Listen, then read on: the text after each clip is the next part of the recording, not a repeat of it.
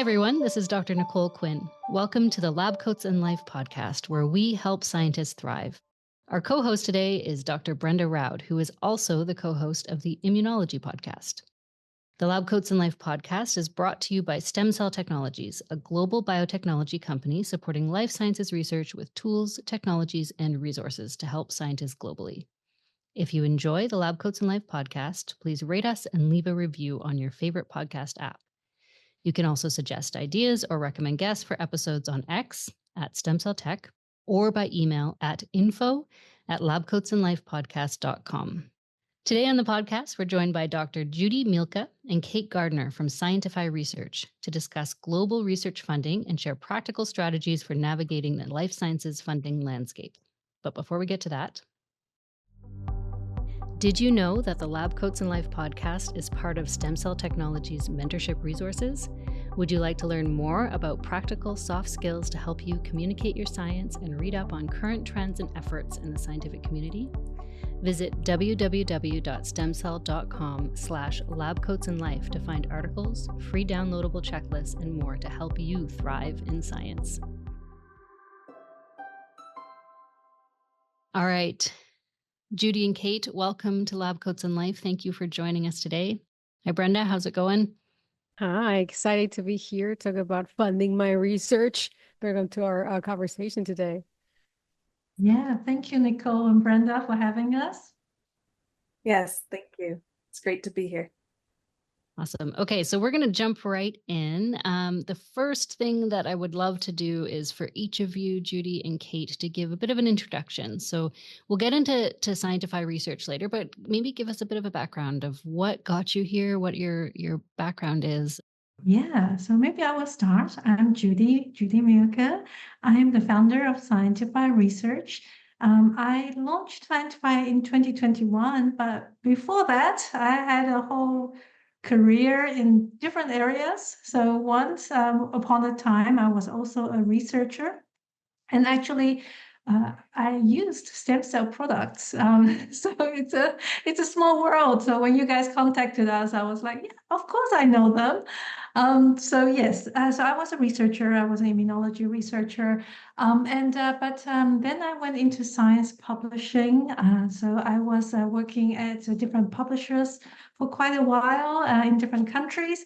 And when I was in Switzerland, that's where we met, me and Kate. I love hearing stories of former customers, existing customers. It's always awesome to see stem cells users out in the world. Kate. Yeah. So my name's Kate Gardner. I'm from the States. I have a background in child development and child psychology. And in a former career, I used to work with hospitalized children as a child life specialist. So I worked in the Washington, D.C. area for about 6 years in child life. And then in 2010, I moved to Switzerland, and there I had a career change and I shifted and started working in academic publishing, which is where I met Judy. We were both working for the same science publisher based in Switzerland. I then moved back to the States, to Seattle for 6 years, and helped the Swiss publisher establish their presence in the US. And I now happen to live in Brazil, thanks to my husband's job. And I joined Judy as her co-founder about 3 years ago. What an interesting background and a global background. We have people from all over the world on this call. I approve. I'm from Argentina. I lived in Germany, and now I live in the Netherlands. I've done research in other countries too. So I really appreciate your geographically diverse experiences. That's really nice. It's a refreshing thing to hear fellow world nomads. Brenda, I totally agree. I think this is the beauty of research. The people we meet in the lab is so amazing. They have been everywhere and go everywhere. It's so great. So then I guess we could maybe jump into a little bit the reason behind your company, the reason behind the work that you're doing. just to give our listeners a little bit of context. And I think especially for listeners that have worked in, in North America or Europe their whole life, and maybe are not so much aware about the opportunities for funding across the world. So my question to you is, would you like to bring to us a little bit about the global funding situation? What does it mean to be a researcher looking for funding in different parts of the world? If you are in America, you're thinking about R1s or K99s, or I don't know, other kind of acronyms. If you are in Europe, you're thinking, you want to get your ERC grant. But maybe a little bit of an overview for our listeners so they understand why it's sometimes complex to find funding in different places. Yes, so complex is the key word here. Research funding is complex, and the thing is that also research funding is the common challenge of pretty much all researchers around the world. When Kate and I worked in academic publishing, we talked to many different researchers in many different disciplines, and the common problem, the common challenge was always research funding. So whether it's your ERC or whether it's your R1, it's the same problem, really. But I think one of when we developed the database and the company, what we come to realize is that there's an 80-20 problem here in research funding information. And specifically, what it means is that 80% of the researchers are actually applying for 20% of the funds available. It's a generalization, of course, but it's what we see is that researchers are focused on funds that they know, and they think they know all of them. But what we would like to say is actually there's a lot more out there. But the problem, of course, is the complexity of the information. So while there are funders that want to fund or diversify their funding and fund more researchers in different places, they're just not getting discovered. And so this 80-20 situation, so researchers are focused on 20% of the funders, whereas there's another 80% of funders that are maybe looking for more diverse applicants and would like to spread the word. And so we're trying to solve this to better connect the researcher and the research funder. I had no idea. So I've already learned something from you today. I thought you were going to flip it the other way and say that 80% of the funding is found and 20% is not. So that's a shocking realization. Okay, so scientifyRESEARCH. Let's get a little bit more specific into that. So I read your mission and your vision. So your mission is to help researchers get scientific funding. Nice and simple. And your vision is for a world where the best research and the most promising researchers are funded. So can we dig a little bit more into that? Like, what is the database? What is the service that you're providing? And maybe why?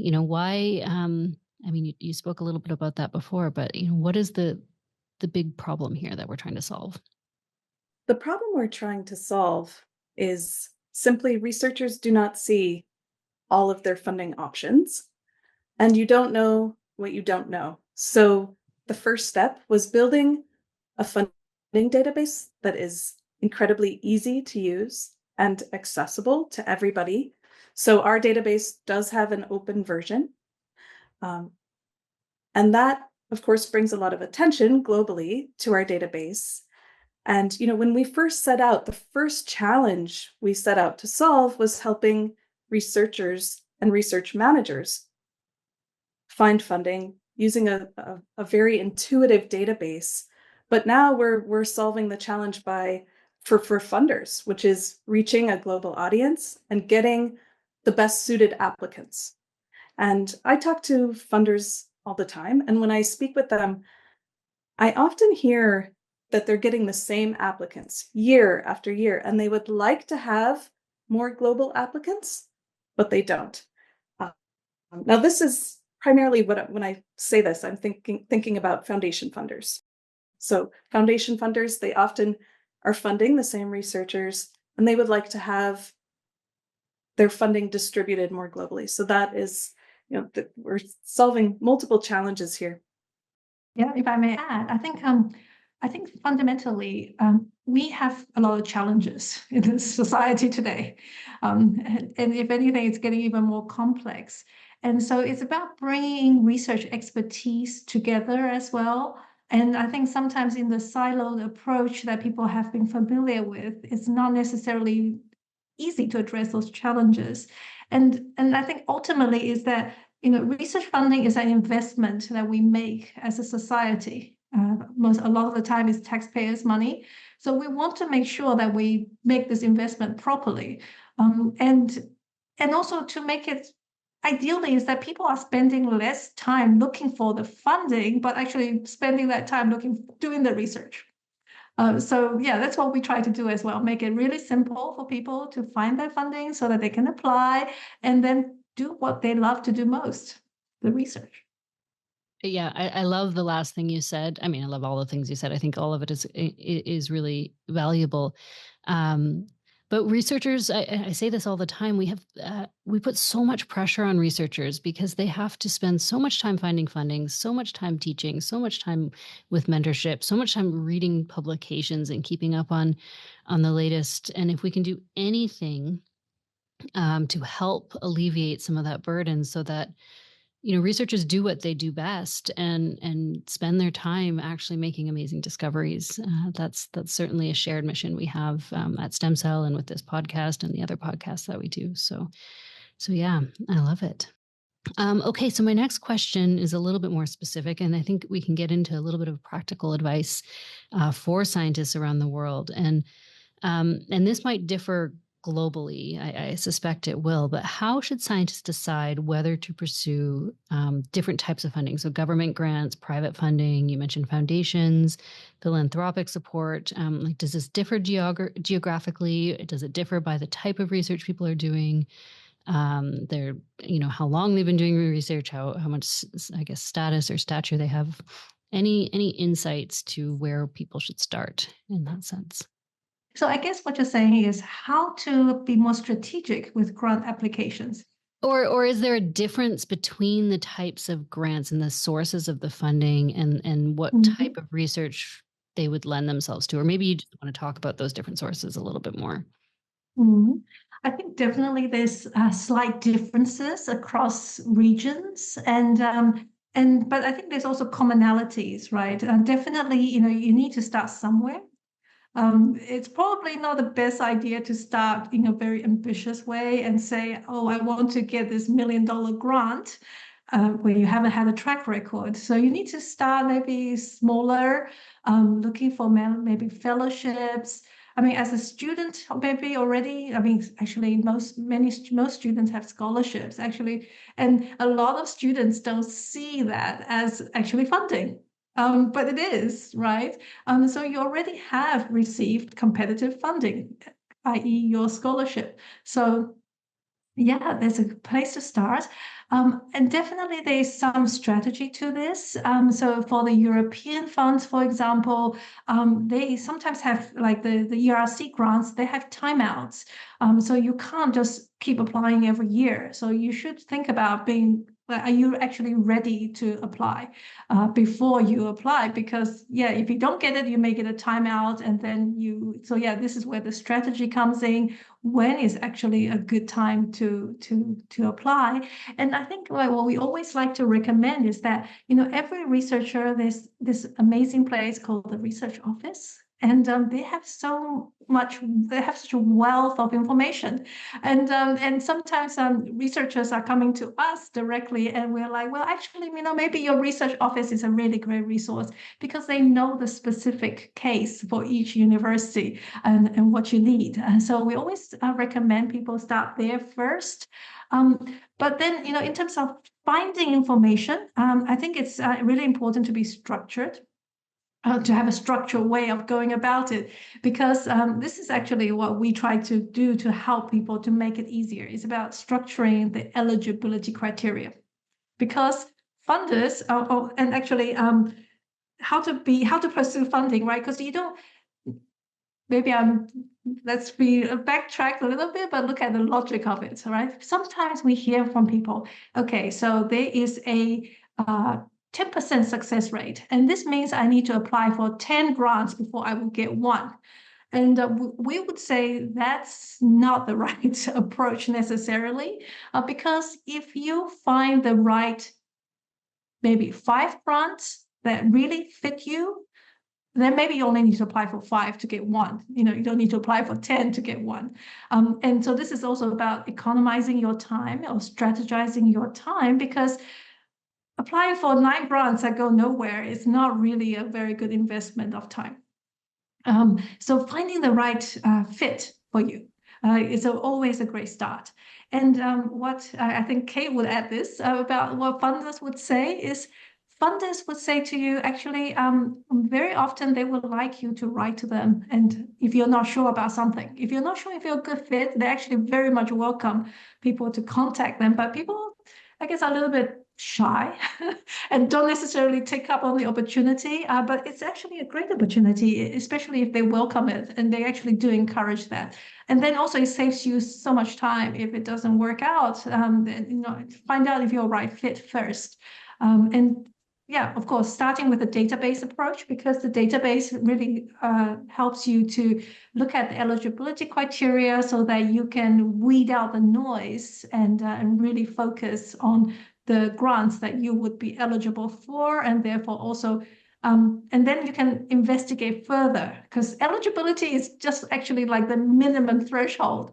I can talk about this forever, by the way, but this is a minimum threshold, and you need a little bit more than that, right? Because it's also about why would they want to fund you over other people? So you need to also explain that. I think to go back to the question about what type of funding would we advise people to look at, I don't think I would say, oh, you should go for this government funding, you should go for this foundation funding. Like Judy said, it should be a database approach. You go to the database and you see everything you're eligible for, and then think about if your research fits within the scope of the call. Right. Because if it doesn't, you shouldn't apply. That would be my advice. I think so often researchers try and write their grant application to fit within the scope of something that's not, the call is not exactly matched to what they're doing. The chances are not as good. So I think in addition to, as Judy mentioned, talking to the funder, I think you could also reach out to previous grant recipients as well. Talk to them. What did they do well? What do they think made their grant application a success?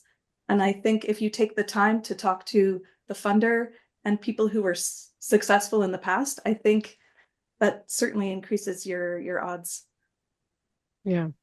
I guess gathering all the information you can is very important. So what I understand so far is, first of all, don't be shy. Approach the funding the funders. They are usually very happy to answer your questions, and they're excited that you're reaching out to them and considering their institution or their foundation. I just want to, maybe related to this topic, just ask more specifically. For example, now when you think about funding types, you think from government grants, either be more regional government, federal government, European, and then you're thinking of maybe philanthropic entities, and what I think about often is like foundations that are geared around a disease type or a particular patient, like a specific need for society, multiple sclerosis or kidney disease, things like that.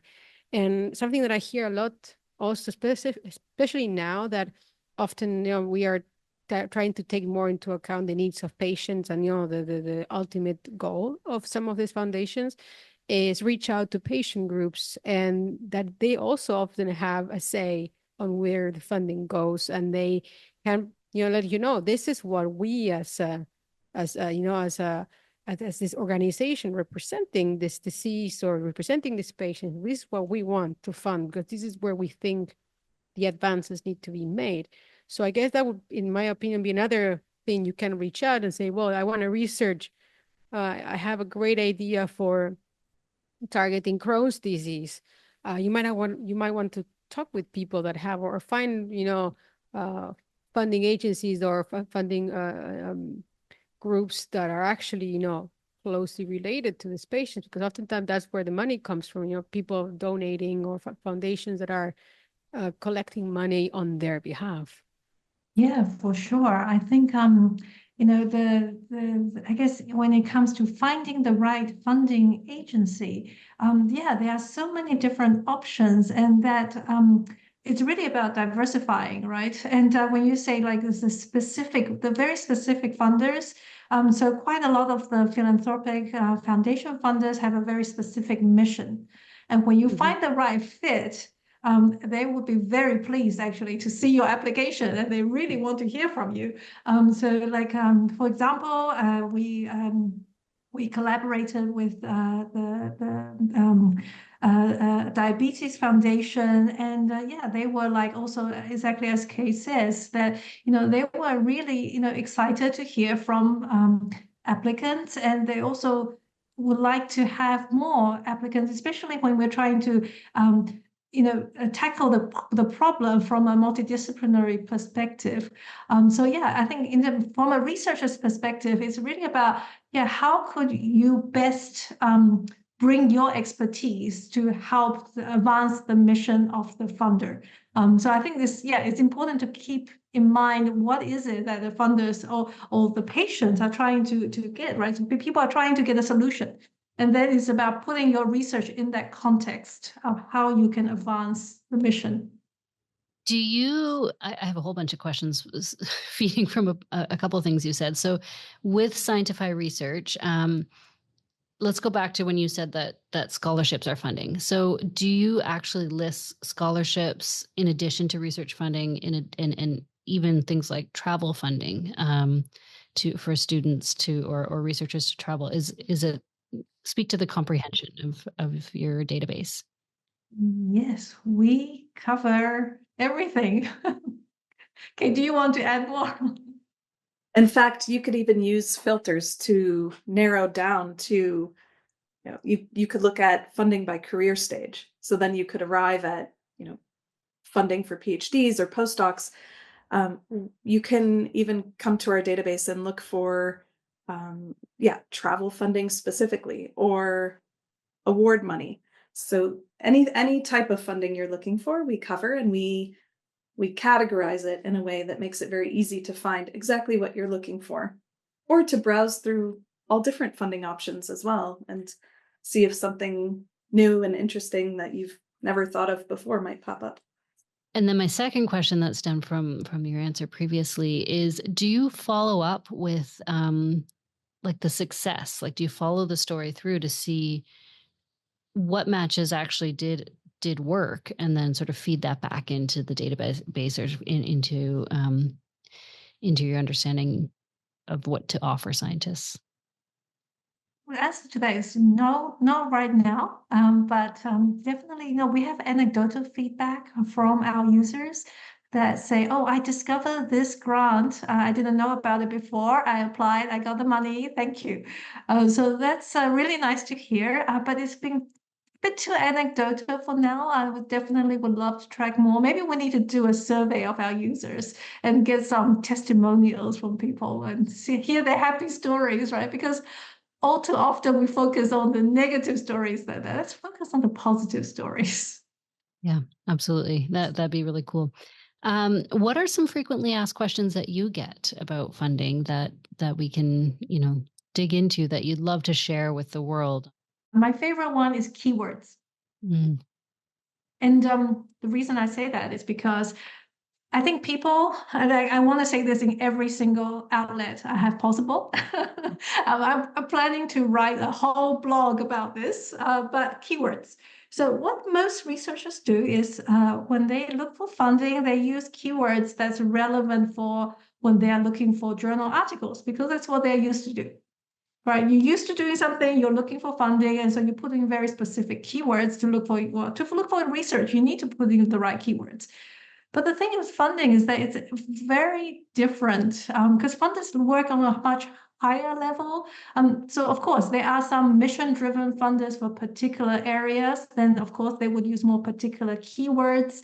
And of course, also in the big like Horizon Europe grants or in the NIH grant, they do have very specific programs also. Then, of course, the keywords are useful. But again, the keywords there are more about the challenge, the problem. They are definitely not talking about one molecule. Yeah. But sometimes people really literally putting a molecule name to find funding. And that is not going to be very helpful most of the time. So 90% of the time, maybe that's not going to yield any really interesting results. So think about the context, right? So if you have a very specific molecule you're working on, but surely maybe you have a disease model that you work on. So diabetes, multiple sclerosis, or lupus, whatever it is, maybe try that first. And then you can go even a higher level, whether it's life sciences or even higher level, actually, like think about like ERC grants, right? ERC grants does not mention really the subject area they cover because they cover everything. So the keyword search is not going to help, right? So often the funders and funders on the other side, search engine optimization, right?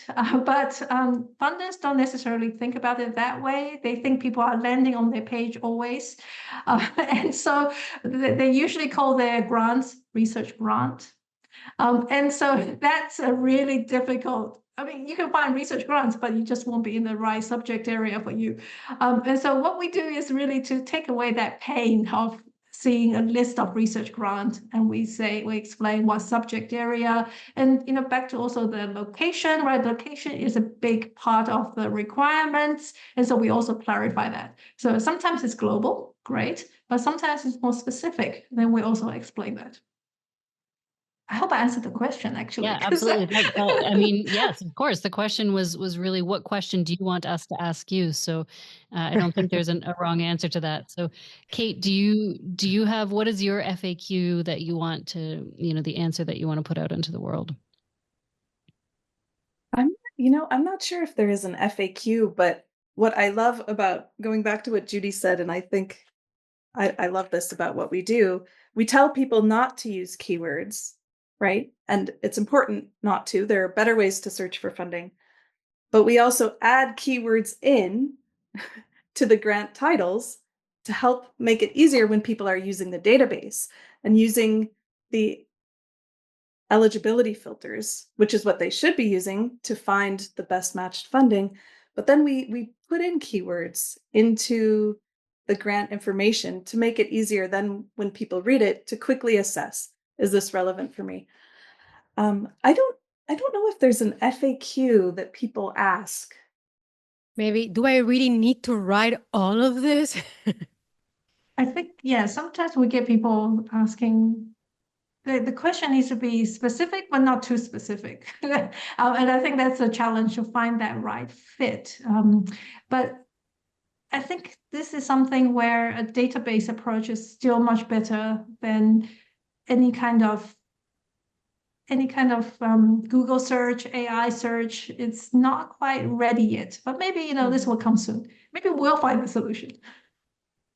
So we've talked a lot about finding the right grant and this problem.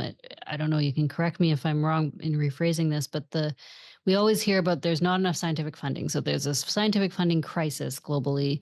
But what I'm hearing from you is actually it's not necessarily that. It's that the crisis is in that researchers are not matching up with the funding because they're not finding the right funding. Is that correct? And then my sort of second question is there any practical advice beyond, like, so somebody's identified, these are the 5 grants that I'm going to apply for. What would you say about what they put into those grants? And that's kind of back to Brenda's question. Like, do I have to answer all these questions? How deep do I have to go? What is your maybe number one piece of advice for people?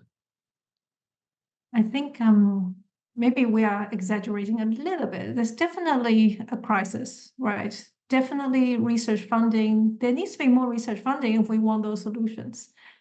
But I do think there's a huge inefficiency in the system.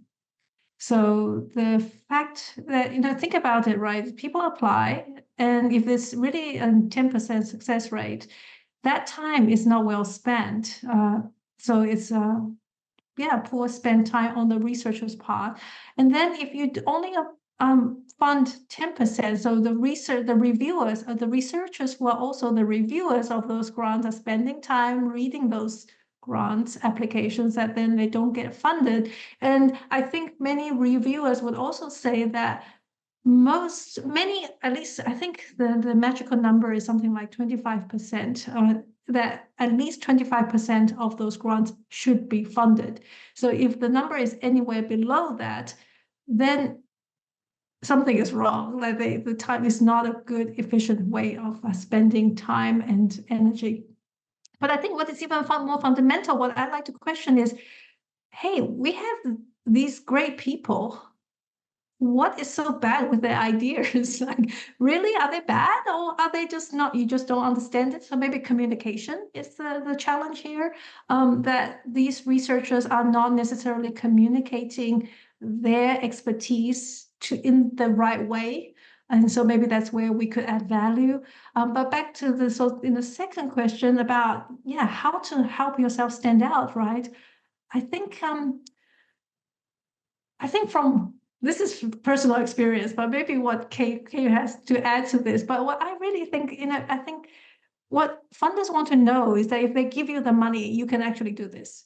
So it's not just a great idea. The idea needs to be great, but you need to think it through as well. You need to explain it, that this is actually feasible and that you have the tools, you are the right person, you have the right environment around you, and you have the right team. A lot of the time it's about the team. And also when you have a team, you really need to demonstrate that you work as a team, not that just one person writes a grant and that the other people are just nice to have. And so, you need to demonstrate that this is good investment for them. I was thinking a bit more about questions that people ask us. And one question people often ask us, and I wish I had an immediate answer for them, is how to find collaborators. They often come to us as the funding database with information about all of the research funding opportunities. They ask us, can you help me find someone I could, a co-applicant for this grant? They think that we help with that piece too. And maybe there's more we could do and we should think that through. But I think we also should encourage, I think there's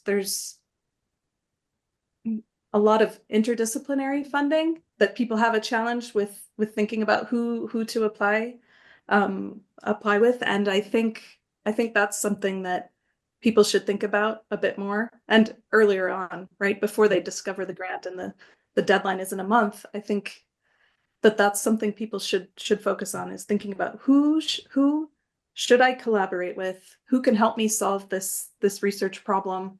And then what grants can we apply for together? And I think, that's something that people need help with. And I know there have been, companies and people and organizations that have attempted to work on this matching piece. But I think it's something that researchers have to take on independently to some extent, to really be proactive about finding the right collaborators. Yeah, and that's something you have to kind of do by yourself. And that's the cliche of how important it is to network, right? You want to have your idea and your collaborator before ideally you find the grant, to have that already defined before you are too close to the deadline. If I may shift gears a little bit, but I think it's probably going to be related to the idea of collaborators. As I mentioned, I care a lot about the research funding that is available for researchers that are not based in like the main countries, North America, Europe. Some parts of Asia are very well funded, but researchers in Latin America, Africa, Middle East, those areas are chronically underfunded, particularly because most of the cases there's not a very strong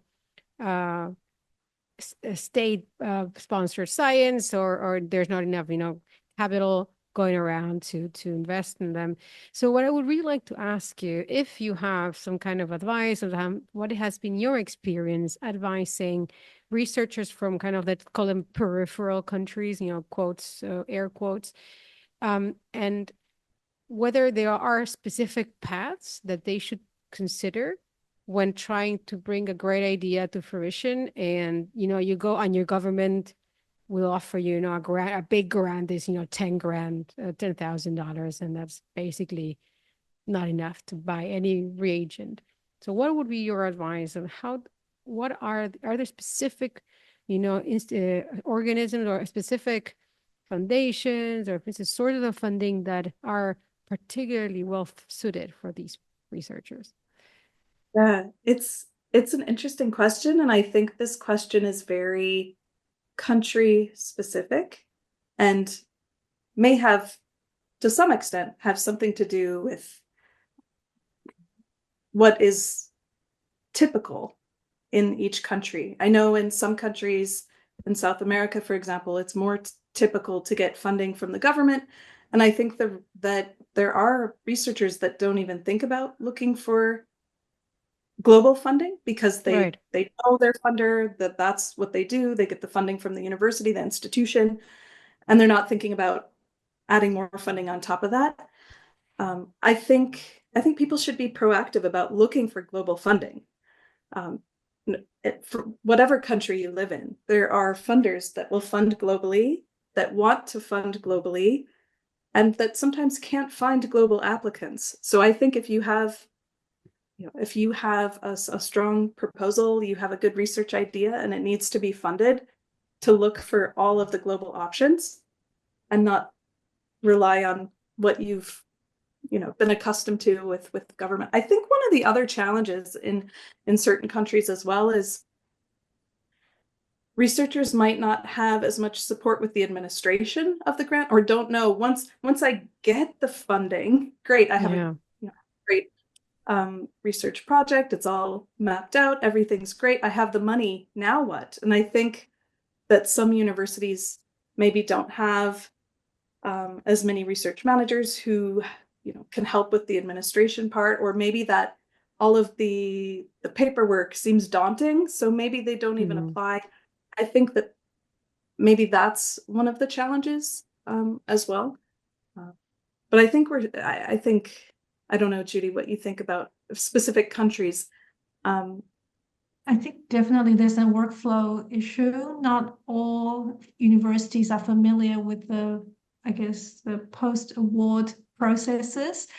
So that is, of course, a very important piece of the puzzle, because even if you get a grant and university cannot support you with it, then you cannot use the money. So you need to work that out first. But to get the grant, I think the good thing is a lot of funders these days, especially those that are working more on the international development areas, they have recognized that, to solve a lot of challenges around the world, that the local input is really, really important. And so they actively solicit proposals from researchers in those countries. And then, of course, it's about identifying those opportunities, because obviously that would be low-hanging fruit for researchers in the LMIC, the low and middle income countries, is the official terminology by World Bank classification. So these funds are obviously restricted only for LMIC researchers. And so it becomes a smaller pool of people who would apply. And also then you can really address those very region-specific challenges. And so I'm thinking, for example, like an NIH's funding program, actually for international funding from the NIH. Would you guys like to guess which country is the biggest recipient of NIH international funding recently? I don't know which year, but it's on the top 3 always. Canada.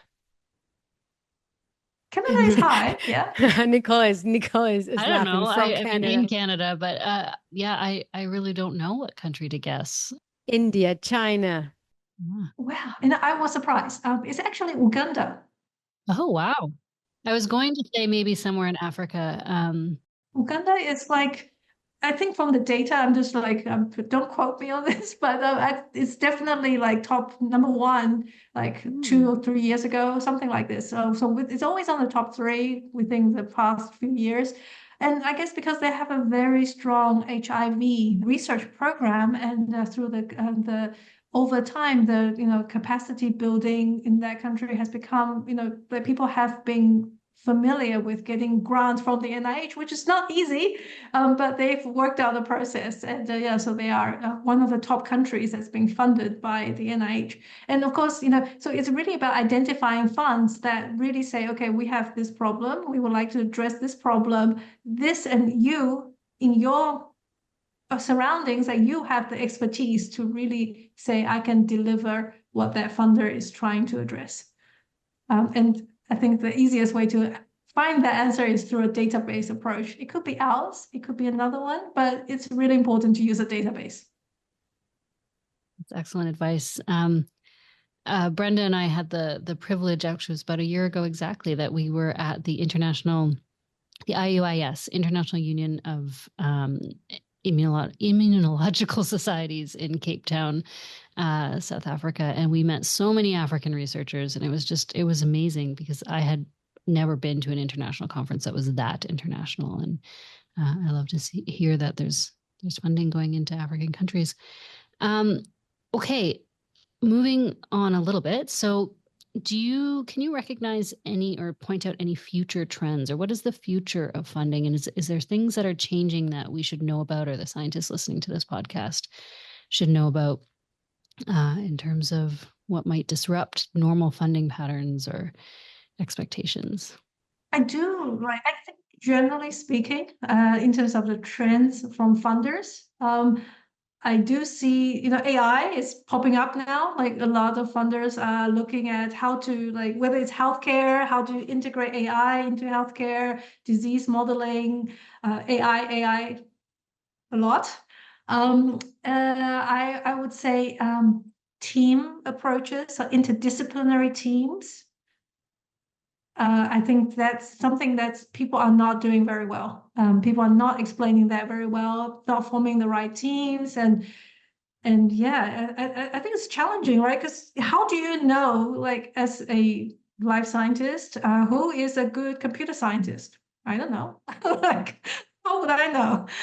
So yeah, it's really challenging how to find the right collaboration partners. What else?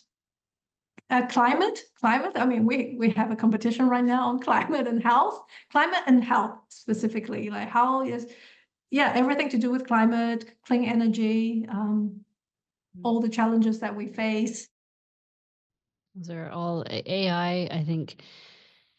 Yeah, we have done entire podcasts on AI. Everything's changing so fast. And I think, yeah, you need to just be aware and know how to use these tools and integrate them into your life.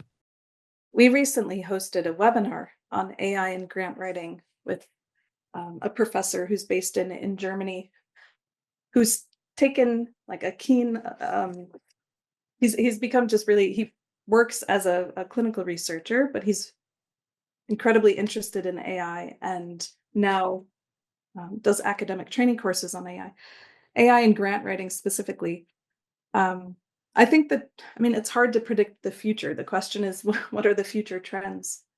But certainly AI moving forward, I think AI will become very standard in grant applications. And I think funders will need to come up with some ways to manage that or address that, because it may be that all of the proposals look exactly the same because they were all written by GPT. Yeah, so that's what you make the point that developing the grants with the use of AI, not necessarily in your grant proposing to use AI for your research, but just using it as a help for writing. Help with preparing your budget or whatever it may be. So I think researchers will have to really think about what sets them apart and what makes their research so important and why should it be funded. I think people have to think about that even more now because the playing field it's level now if everyone has access to these AI tools. Yeah. And then, of course, going back to what do I think will change, I think in the United States, I think federal funding for research in the US over the next 4 years will decrease under a new administration. And Judy and I were speculating about this and talking about this yesterday. And I think foundation and private funders will become more important than ever. So I think that's something that will change soon. Yeah. Unfortunately, we're all very, what's the word, looking very with a lot of attention to what's going to happen in the next few years, especially with NIH funding and the NIH structure. Yeah, and here I would say in Europe, from my experience, with the economy is not doing that good. I think the latest budget that it up, we mentioned the ERC grant, and I think maybe for people outside of Europe, they might not know that that means the European Research Council, which is one of the main sources of funding within the European Union, that gives the big grants, like the million of euro grants. So really, if you want to do something very disruptive, you team up with a few other groups in some other European countries and you apply for one of these, which maybe give you, 5 million, 6 million, 10 million euros. And, the latest budgets from the European Commission have, I think was it early in the year that they already published a big decrease in the amount compared to what was expected.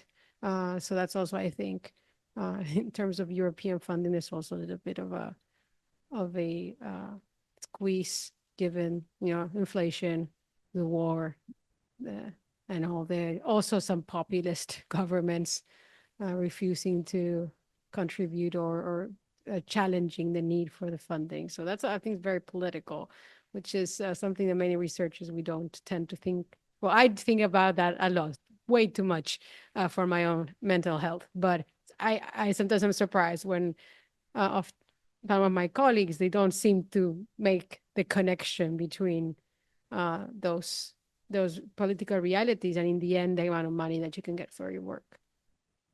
Yeah, I think, it's definitely so true, Brenda, that, that we don't live in a closed ecosystem, right? We are affected by everything around us.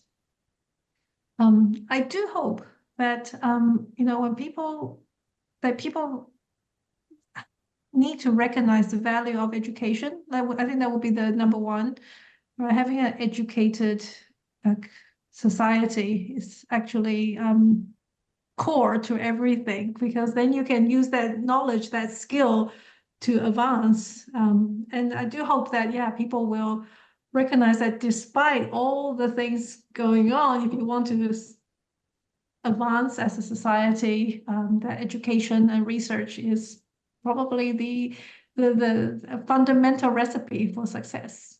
So let's hope that people still see the value of that.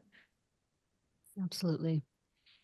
Okay, so we're running close to out of time here. I wanted to land on one final theme, which is mentorship. So we have obviously all of us want, actually, it's exactly on your theme of education here. So what should senior scientists focus on when getting their mentees through the funding process? And how do early career scientists seek out mentors who are experienced in securing funding? I guess two different questions, but what guidance would you give to young scientists who are just sort of starting out and trying to figure out how to get some funding? I think for young scientists, I think getting your own external funding is really important. I don't think everyone thinks about that as a PhD student. There's money out there, you should get it, because then you can choose your own advisor. It makes things easier for you. Choose your own research topics. I think the earlier you start applying for funding, the better, I think, because as a PhD, if you get some prestigious funding, then you go on, it's easier as a postdoc, and it just carries forward. So I think starting as early as possible, even in a master's program, you can get funding, or look as a student, look at the societies that you belong to. Maybe they have travel funding, or just start that process as early as possible. That's my advice. Excellent advice. Yeah. Yeah, that's really true because, despite what I said about, if you spend time on the wrong grants, it's really important to apply when you find the right one, because it's actually about your science communication skills. The more you do this, the more you have to explain to somebody what you do, the better you will be at it. Practice, right? I think Michelle Obama said that whatever it is that you want to do, you want to be good at it, you need to practice. So practice communicating your research anytime, right? It's never too early to start. But I think when it comes to mentorship, I think sometimes researchers feel like, I think we don't recognize that skill enough. And I'm a firm believer of, you can develop your skills. It's not something you have to be born with. Some people think that, to be a good mentor, a good leader, you're born like that. I think it's actually a myth. And if we can, have a take-home message for people is that, you can start developing your leadership skills today. Like, even if you're a PhD student, right? It doesn't matter. We can lead at all stages of your career. So start and demonstrate how you would like others to behave, and demonstrate that behavior, and also actually seek out people around you that would be supportive. And also, because, if you're a student, your mentor may be a great scientist. Maybe they are also an introvert, and maybe they are not so good at explaining all the things you should know, but maybe you need to reach out more. I wish I would have done that myself, because I had great mentors, but I didn't reach out enough. So I should have, taken more of their expertise and tried to build that into what I have. So yeah, I would say, try to overcome maybe, your personal shyness, and it doesn't matter if you're an introvert. I think a lot of researchers are introverts because, you need to spend a lot of time focused, and introverts are quite good at that. But, just, you can bring out that, it's okay to be open. It's okay to try. It's okay to fail. Yeah. I love it all. I love it all, especially the little Michelle Obama practice reference. I remember that clip specifically, and I sent it to my daughter, and she was like, "I really liked that. I really like that, Mommy." So it's practice the way you want to be, and it'll eventually succeed. Is that guidance? So thank you very much, Kate and Judy. Again, you can find the database that they've been referring to throughout this episode at scientifyRESEARCH. We really appreciate you joining us today and wish you all the very best. Thank you, Nicole. Thank you, Brenda. That brings us to the end of our show. Don't forget to sign up for our email list at www.labcoatsandlifepodcast.com to get show notes, episode summaries, and links to useful information, or learn more about STEM mentorship via the resources found at www.stemcell.com/labcoatsandlife. You can also reach out to us on X at STEMCELL Tech, or via email at info@labcoatsandlife.com with feedback or to suggest guests.